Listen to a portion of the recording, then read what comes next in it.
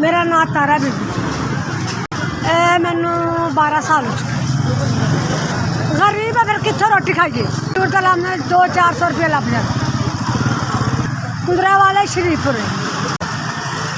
हाँ बच्चियाँ एक बेटा है और जरा की नाम पुराना पोला ना मंडी के अगे उत्थे एक मेरा बेटा है खोला जाइए ऐस मुंडे तो निकाया 1000 दी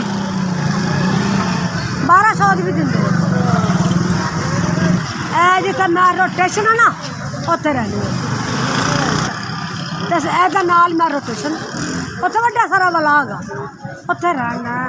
गरीब बंदे हैं माड़े बंदे बहुत सी ते गरीब गए साढ़ा घर बार भी है नहीं तो जे हो सके सानू घर भी दे सकते तुम तो मेहरबानी है तुहाडा।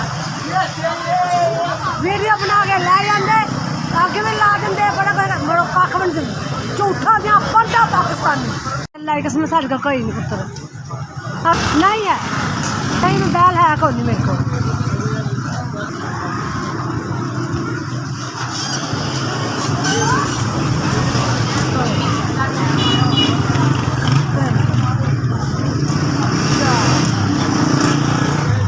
जी अल्लाह 4000 अल्लाह पाक जिसने मैंने भेजा अल्लाह पाक उस भाई की खैर करे अल्लाह के बच्चों की खैर करे अल्लाह की मदद करे सोने मोहम्मद के सदके नबियों के सदके वलियां के सदके अल्लाह के घर बार से रहमत करे प्यारे मोहम्मद का सदका काली कमली वाले का सदका अली मौला का सदका